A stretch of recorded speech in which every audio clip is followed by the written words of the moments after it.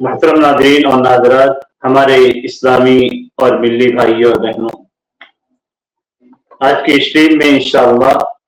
ہم سورۃ المزمل سے متعلق کچھ باتیں آپ کے سامنے رکھیں گے۔ یہ سورۃ المزمل کے نام سے معروف ہے اور یہ مکی صورتوں میں سے ہے۔ اس سلسلے میں کچھ مفسرین نے سارے علماء کرام کا اتفاق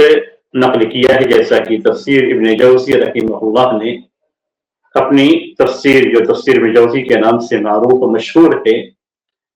اس تفسیر کے اندر اس بات پہ علماء کا اتفاق نقل کیا ہے کہ سورۃ المزمل یہ مکی سورہ ہے۔ اس سورہ کے اندر اللہ کے رسول صلی اللہ علیہ وسلم کی ایک ایسی کیفیت کو بیان کیا گیا ہے جو آپ کی ایک خاص حالت پہ دلالت کرتی ہے۔ مزمل کا معنی ہوتا ہے چادر کو لپیٹنے والے، اوڑھنے والے کو مزمل کہا جاتا ہے۔ اس میں اللہ کے رسول صلی اللہ علیہ وسلم کو مخاطب کیا گیا ہے اور کئی سارے پیغامات اس سورہ کے اندر دیے گئے ہیں۔ مقصد یہ نہیں ہے کہ صرف نبی اکرم صلی اللہ علیہ وسلم ان تمام چیزوں کی طرف توجہ دے، بلکہ اللہ کے رسول صلی اللہ علیہ وسلم کو مخاطب کر کے امت کو اس جانب متوجہ ہونے کی جانب اشارہ کیا گیا ہے۔ اس سورہ کے اہم مقاصد پہ ہم نظر ڈالتے ہیں تو سورہ کا سب سے اہم مقصد کون سا توشہ ہمیں اختیار کرنا چاہیے تاکہ ہم دعوت کے بوجھ کو اٹھا سکیں۔ دعوت کے بوجھ کو اٹھانے کے لیے، دین کا کام کرنے کے لیے کس طرح کا توشہ ہمیں اختیار کرنا چاہیے، یعنی کیا ہمیں لینا چاہیے، کیا وہ چیزیں ہیں جو ہمیں اپنے ساتھ رکھنی چاہیے تاکہ دعوت کا جو بوجھ ہے اس بوجھ کو ہم برداشت کر سکیں اور اٹھا سکیں۔ اسی لیے سورہ کے اندر جن مختلف موضوعات پہ بات کی گئی ہے ان میں سے اللہ کے رسول صلی اللہ علیہ وسلم کو قیام اللیل کا حکم دیا گیا ہے۔ آپ سوچیں، اللہ کے رسول صلی اللہ علیہ وسلم کو نبوت دی گئی اور نبوت کے پیغام کو پہنچانے کے لیے آپ صلی اللہ علیہ وسلم پہ جو بوجھ بنتا ہے، جو وزن ہوتا ہے اور جو پریشانیاں اور مشقت پیش آتی ہیں، اس کو ہلکا کرنے کے لیے کون سی چیز کارگر ہوتی؟ اللہ کے رسول صلی اللہ علیہ وسلم کو قیام اللیل کا حکم دیا گیا ہے۔ قیام اللیل سے اس بوجھ کو ہلکا کرنے میں مدد ملتی ہے جو بوجھ نبوت کا ہے۔ اِنَّا سَنُلْقِي عَلَيْكَ قَوْلًا وزنی بات نازل کریں گے۔ اور اللہ تعالیٰ نے قرآن کے تعلق سے فرمایا ہے کہ لو انزلنا هذا القرآن على جبل لرأيته خاشعا متصدعا من خشية الله، کہ اگر ہم اس قرآن کو کسی پہاڑ جھکا ہوا پاتے، اللہ کی خشیت اور خوف سے پھٹتا ہوا پاتے، یعنی پہاڑ بھی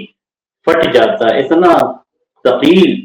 اور اتنی وزنی بات اللہ تعالیٰ نے نازل کی ہے۔ تو اس بوجھ کو کم کرنے کے لیے قیام اللیل یہ مددگار ذکر کی گئی ہے۔ وہ یہ کہ نبی اکرم صلی اللہ علیہ وسلم کو ثابت قدم رہنے کا حکم دیا ہے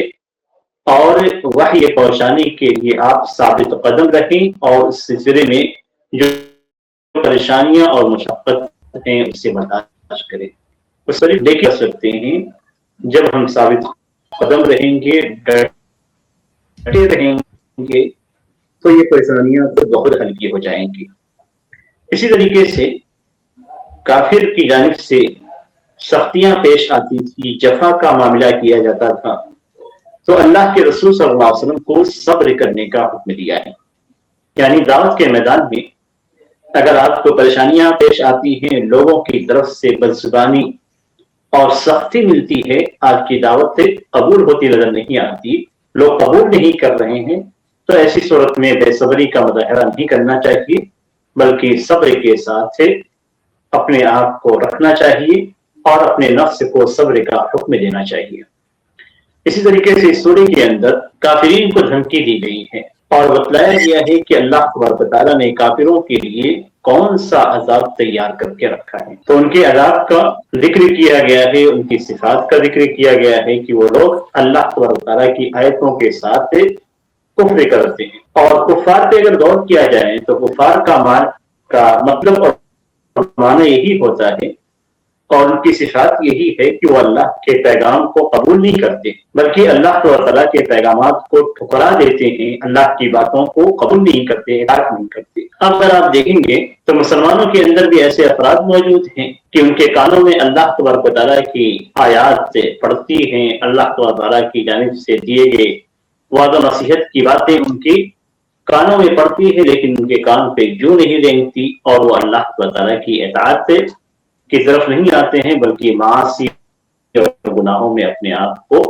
डाले रहते हैं। तो ये धमकी सिर्फ कुफार के लिए नहीं है, बल्कि कुफार को जिन वजह से काफिर ठहराया गया और जिस बुनियाद पे उनके लिए आजाद की धमकी दी गई, ये हर उस शख्स के लिए है जो उस तरीके को अपनाता है। इस सूरे के अंदर काफिरों को नसीहत की गई है कि वो नसीहत पकड़े फिरौन के हालात से, कि फिरौन की कौम और फिरौन ने जब अल्लाह के रसूल मूसा अलैहिस्सलाम को झुटलाया और उनकी जानिब जो रसूल भेजे गए उन रसूलों को झुटलाया तो उनके ऊपर कैसा अजाब नाज़िल हुआ, जबकि कुव्वत में फिरौन था और कमजोरी में मूसा अलैहिस्सलाम और उन पर ईमान लाने वाले थे। लेकिन उसके बावजूद अल्लाह तबारक व तआला ने मूसा अलैहिस्सलाम को गलबा अता किया और फिरौन की कौम को समुंदर में गर्क कर दिया। इस सूरे के अंदर क़यामत के का जिक्र है, क़यामत की हौलनाकियों का नक्शा खींचा गया है,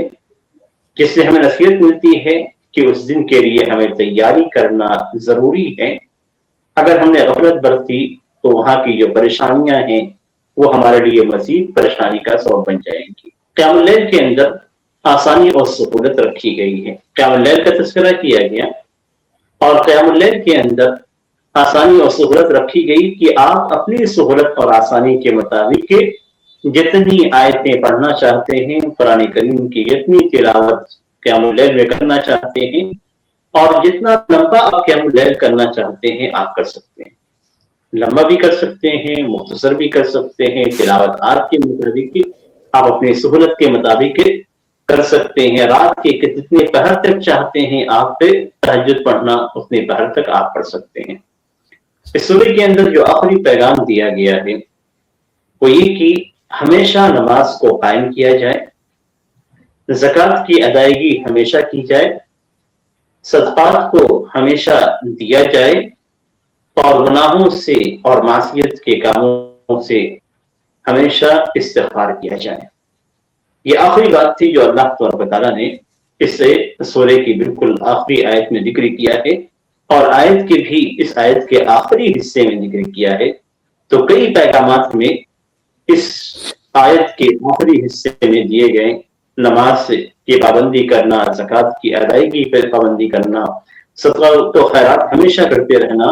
और अपने गुनाहों पे अल्लाह तबारक व तआला से मग़फ़िरत तलब करना, ये इस सूरे का मुख्तसर पैगाम था जो आपके सामने रखा गया। अल्लाह तआला से दुआ है कि अल्लाह तआला हमें इस सूरे पे अमल करने वाला बना दे। इस सूरे के अंदर जो पैगाम दिए गए हैं